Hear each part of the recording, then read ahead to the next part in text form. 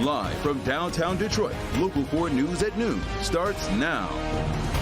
An investigation underway. Detroit police are on the scene following a deadly crash. And that does top our news this noon. Thank you so much for joining us.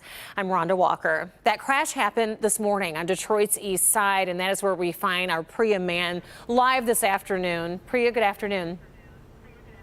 Good afternoon, Rhonda. Let me show you what was left of that vehicle that caught fire. It is about to be towed any minute now. Detroit police have been here for hours. Police saying that this crash happened around 8:30 this morning on Irvington near Lance on Detroit's east side. They're saying the driver hit several vehicles that were parked here on Irvington and then finally came to a stop, catching fire. The driver had significant head injuries and was rushed to the hospital.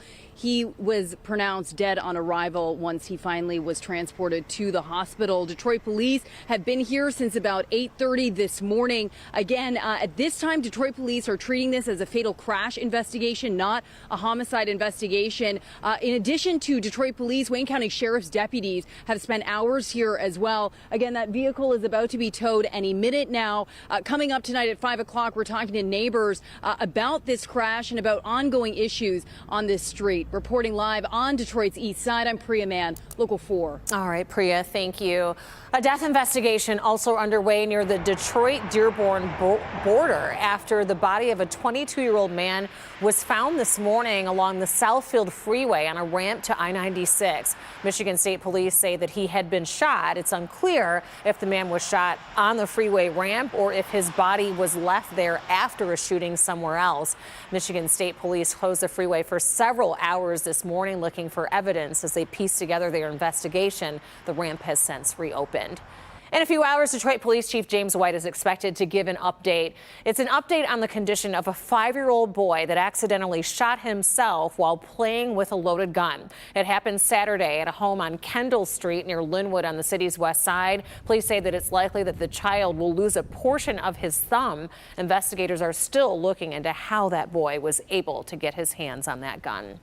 We are also heading to California now with an update into a mass shooting at a dance hall on Saturday.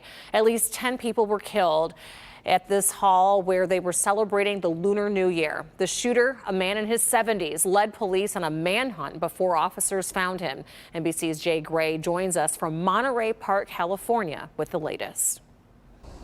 Well, this is where the attack took place, in the dance hall just behind us here, just hours after thousands had been in the streets in this community celebrating day one of a 2-day festival here to ring in the Lunar New Year, a celebration that turned horrific and heartbreaking. Additional units requested, multiple victims, gunshot wounds. A spray of gunfire cuts through a packed Monterey Park dance club. The scene chaos as police first arrive. And my young officers did their job, searched for a suspect, and then came back and had to deal with the carnage that was inside. And it was extensive. 10 dead. 10 more wounded. The suspect, according to police, on the run, showing up at a similar ballroom in nearby Alhambra about 20 minutes later, where he's confronted by people inside the club. And he was disarmed by 2 community members who I consider to be heroes because they saved lives. As he escapes, witnesses get a glimpse of his vehicle. They have this white cargo van completely surrounded right now. Police tracking it down 12 hours later in Torrance. They're breaching the van. Inside, 72-year-old Hu Can Tran, the man police say is responsible for the killing spree, dead from what appears to be a self-inflicted gunshot wound. According to investigators, evidence inside the van ties Tran to both locations. What it doesn't do is help to explain how or why it happened, and it does little to ease the concerns of this frightened, grieving community. Hearing this happen now is just very shocking, very sad, you know, because it's just confirming that there's no safe place anymore. And now as the investigation continues, part of the focus has shifted 80 miles to the east of this scene in Hemet, California. That's where the suspect lived and where investigators are looking for any evidence that may help them understand how and why he carried out the alleged attack. in Monterey Park. I'm Jay Gray. Now back to you. Right.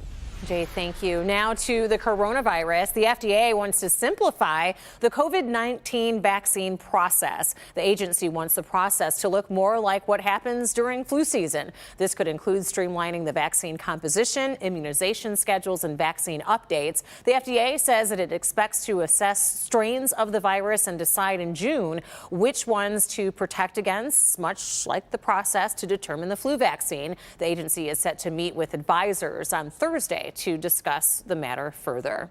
A big day for race fans. Tickets are now on sale for the Detroit Grand Prix this summer. There are plenty of options for tickets, including single-day tickets that start at just $35 for certain locations. There are also 2- and 3-day ticket options that start at $80 for 2 days and $140 for all 3 days of the race, which sounds like a pretty decent deal. Race weekend is scheduled for June 2nd to the 4th, and you can buy the tickets on the Grand Prix website.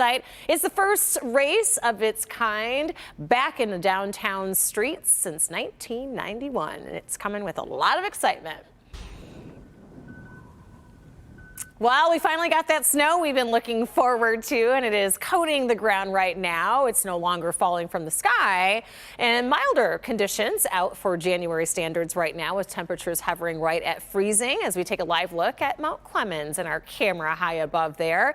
It's nice now, but there is another big weather maker coming our way. Forewarned meteorologist Ashley Verisi has been warning us about this. So what's the very latest now?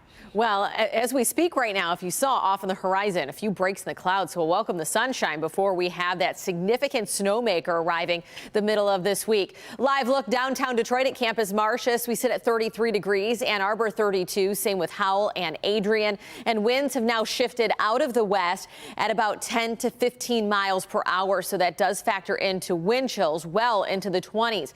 In fact, feeling like 20 degrees on the nose off into Jackson, 21 in Lansing, here closer to home, 27 at City Airport, 26 at Mount Clemens, 24 at Metro, 26 for the feels like down into Monroe. So let's check out your afternoon forecast. Those highs will inch in the mid, if not upper 30s, and winds now out of the west will shift out of the southwest about 5 to 15 miles per hour with gusts around 20 miles per hour. So there will be a light breeze and a few breaks in the clouds that'll be very brief, as the clouds will build tonight going into tomorrow, and that's ahead of our next weather maker. So as we put our weather alerts on, these stretch all the way from New Mexico through the plains and into the southern edge here of Michigan, where this low pressure system arrives going into your Wednesday. That's where we'll have some accumulating snow possibilities here starting Wednesday morning, then eventually pushing out come Wednesday evening, but very probable that will be in that 3 to 5 inch range. But we're going to take a look at the timing of this and the specific snow totals as of right now coming up in your full forecast, Rhonda.